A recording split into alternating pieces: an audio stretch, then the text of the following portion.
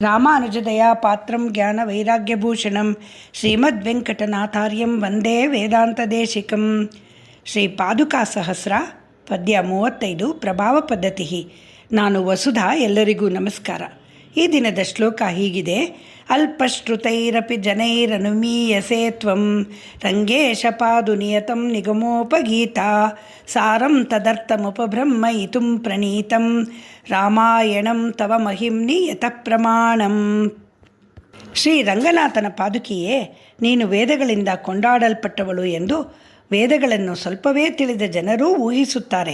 ಏಕೆಂದರೆ ವೇದಗಳನ್ನು ಚೆನ್ನಾಗಿ ತಿಳಿದುಕೊಳ್ಳಲು ಅನುಕೂಲವಾಗಿರುವ ವೇದಗಳ ಸಾರವೇ ಆದ ರಾಮಾಯಣವೇ ನಿನ್ನ ಪ್ರಭಾವವನ್ನು ತಿಳಿಸಿ ಇದಕ್ಕೆ ಸಾಕ್ಷಿಯಾಗಿದೆ ಎಂದು. ಇಲ್ಲಿ ಶ್ರೀ ವೇದಾಂತ ದೇಶಿಕರು ಹೇಳುವುದೇನೆಂದರೆ, ಶ್ರೀಮದ್ ವಾಲ್ಮೀಕಿ ರಾಮಾಯಣವು ವೇದಗಳಿಗೆ ಸಮನಾಗಿದೆ ಎಂದು. ವೇದ ಹೇಳುವುದನ್ನು ರಾಮಾಯಣವು ಸುಲಭವಾಗಿ ತಿಳಿಸಿಕೊಡುತ್ತದೆ. ವೇದ ಕಲಿಯಲು ಕಷ್ಟವಾದರೆ ರಾಮಾಯಣವನ್ನು ಓದಬಹುದು.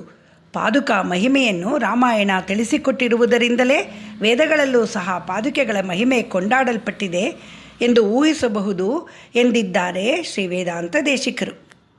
ಅದು ಹೇಗೆ ರಾಮಾಯಣಕ್ಕೂ ವೇದಕ್ಕೂ ಹೋಲಿಕೆ ಎನ್ನುವುದಾದರೆ ಈ ಶ್ಲೋಕವನ್ನು ಕೇಳಿ: ವೇದವೇದ್ಯೆ ಪರೇ ಪುಂಸಿ ಜಾತೆ ದಶರಥಾತ್ಮಜೆ ವೇದ ಪ್ರಾಚೇತಸಾದಾಸೀತ್ ಸಾಕ್ಷಾತ್ ರಾಮಾಯಣಾತ್ಮನ.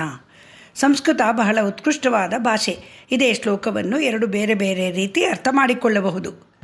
ಮೊದಲನೆಯದಾಗಿ, ಶ್ರೀರಾಮನು ತನ್ನ ಉತ್ತಮ ಗುಣಗಳಿಂದ ಶ್ರೀ ಮಹಾವಿಷ್ಣುವಿನ ಸ್ಥಾನಕ್ಕೆ ಏರಿದನು.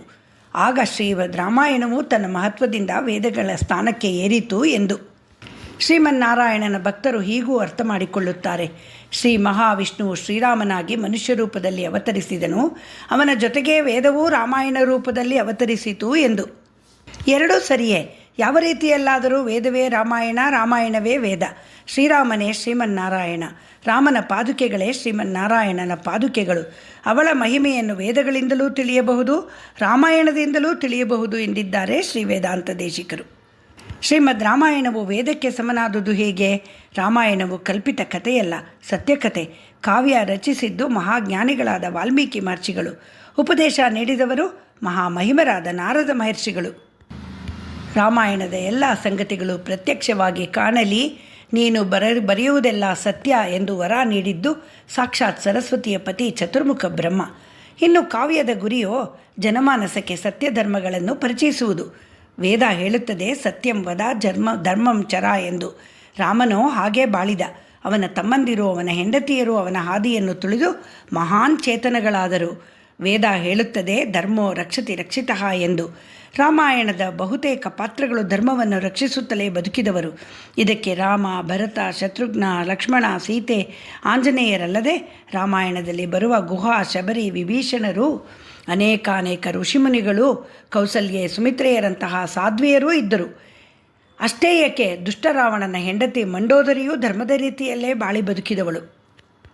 ಹೀಗೆ ವೇದ ಹೇಳಿದ್ದನ್ನು ರಾಮಾಯಣ ಮಾಡಿ ತೋರಿಸಿತು.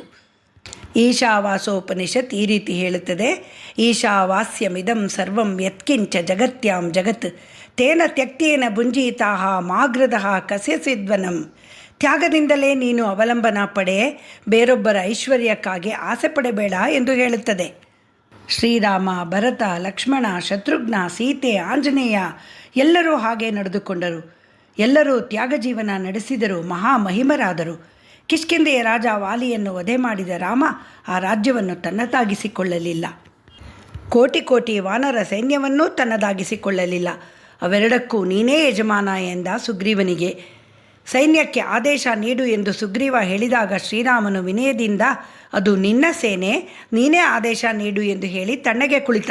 ಅಷ್ಟೇ ಏಕೆ, ಚಿನ್ನ, ರತ್ನ, ವಜ್ರ, ವೈಡೂರ್ಯ, ಐಶ್ವರ್ಯಗಳಿಂದ ತುಂಬಿ ತುಳುಕುತ್ತಿದ್ದ ಲಂಕೆಯನ್ನು ಗೆದ್ದರೂ ಲಂಕೆಯನ್ನು ವಶಕ್ಕೆ ತೆಗೆದುಕೊಳ್ಳುವುದಿರಲಿ, ಒಳಗೆ ಕಾಲಿಡಲೂ ಇಲ್ಲ. ಎಲ್ಲ ರಾವಣನ ತಮ್ಮ ವಿಭೀಷಣನಿಗೆ ಒಪ್ಪಿಸಿ ಲಕ್ಷ್ಮಣನಿಂದ ಅವನಿಗೆ ರಾಜ್ಯಾಭಿಷೇಕ ಮಾಡಿಸಿ ನನಗೆ ಜ್ವರ ಹೋಯಿತು ಎಂದು ಹೇಳಿ ನಿಶ್ಚಿಂತನಾದನು. ಆದುದರಿಂದಲೇ ಶ್ರೀರಾಮನನ್ನು ರಾಮೋ ವಿಗ್ರಹವಾನ್ ಧರ್ಮ ಎಂದರು. ರಾಮೋ ದ್ವಿರ್ನಾಭಿಭಾಷತೆ ಎಂದು ಹೆಸರಾಯಿತು.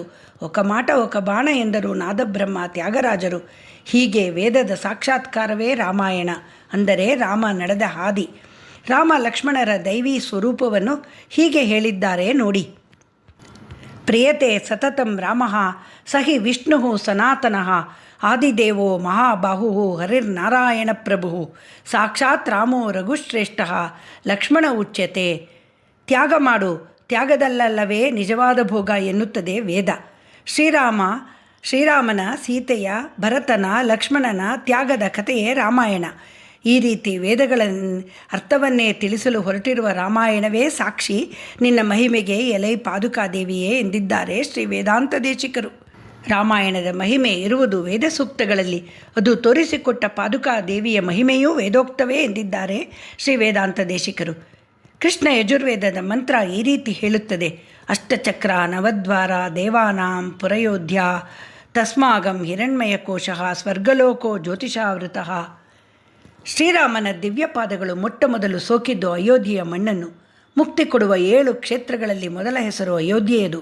ಅಯೋಧ್ಯ, ಮಥುರಾ, ಮಾಯಾ, ಕಾಶಿ, ಕಾಂಚಿ, ಅವಂತಿಕಾ, ಪುರಿ, ದ್ವಾರವತಿ ಚೈವ ಸಪ್ತೈತ ಮುಕ್ತಿದಾಯಕ. ಇಲ್ಲಿ ಮಾಯಾ ಎಂದರೆ ಹರಿದ್ವಾರ, ಅವಂತಿಕಾ ಎಂದರೆ ಉಜ್ಜಯಿನಿ ಎಂದು ತಿಳಿಯಬೇಕು. ಶ್ರೀಮದ್ ರಾಮಾಯಣ ಭಾರತೀಯರ ಉಸಿರು. ರಾಮ ಭಾರತೀಯರ ಕಣ್ಮಣಿ. ಅವನ ದಿವ್ಯ ಪಾದಗಳು ಶರಣಾಗತನಿಗೆ ಮೋಕ್ಷದಾಯಕ. ಇನ್ನು ಅವನ ಪಾದುಕೆಗಳ ಮಹಿಮೆ ಏನೆಂದು ಹೇಳುವುದು? ವೇದಗಳು ಕೈಗೆಟುಕದೇ ಇದ್ದಾಗ ವೇದಸ್ವರೂಪಿ ರಾಮಾಯಣ ಎಲ್ಲರಿಗೂ ಲಭ್ಯ. ಅದನ್ನು ಓದಿ ಅರ್ಥ ಮಾಡಿಕೊಳ್ಳಬೇಕು ಎಂದು ಹೇಳುವಂತಿದೆ ಶ್ರೀ ವೇದಾಂತ ದೇಶಿಕರು. ಸಕೃದೇವ ಪ್ರಪನ್ನಾಯ ತವಾಸ್ಮಿ ತಿಚಯಾಚತೆ ಅಭಯಂ ಸರ್ವಭೂತೇಭ್ಯೋ ದದಾಮಿ ಏತದ್ ವ್ರತಂ ಮಮ ಎಂದ ಶ್ರೀರಾಮ. ಅವನ ಈ ಮಾತುಗಳನ್ನು ನಡೆಸಲು ಅವನೇ 14 ವರ್ಷ ಕಾಡು ಮೇಡುಗಳಲ್ಲಿ ಅಲೆದು ದುಷ್ಟರಾದ ರಾಕ್ಷಸರನ್ನು ಹುಡುಕಿ ತದುಕಿ ಹಾಕಿ ತನ್ನ ಧರ್ಮವನ್ನು ನಿಭಾಯಿಸಲು ಸಾಧು ಜನರನ್ನು ಕಾಪಾಡಲು ಪಡಬಾರದ ಪಾಡುಪಟ್ಟ. ಅಂತಹ ಶ್ರೀರಾಮನ ಪಾದಗಳ ಪಾದುಕೆಯೇ ಧರ್ಮ ಮಾರ್ಗದಲ್ಲಿ ನೀನು ಶ್ರೀ ಮಹಾವಿಷ್ಣುವಿನ ಅವತಾರವಾದ ಶ್ರೀರಾಮನನ್ನು ಅನುಸರಿಸಿ ನಡೆದೆಯಲ್ಲ ಎಂದಿದ್ದಾರೆ ಶ್ರೀ ವೇದಾಂತ ದೇಶಿಕರು. ನಿನ್ನ ಮಹಿಮೆಗೆ ರಾಮಾಯಣವೇ ಸಾಕ್ಷಿ ಎಂದು ಹೇಳಿದ್ದಾರೆ. ಶ್ರೀ ರಂಗನಾಥ ಮಣಿಪಾದುಕಾಭ್ಯಾಂ ನಮಃ. ಶ್ರೀ ನಿಗಮಾಂತ ಮಹಾದೇಶಿಕಾಯ ನಮಃ.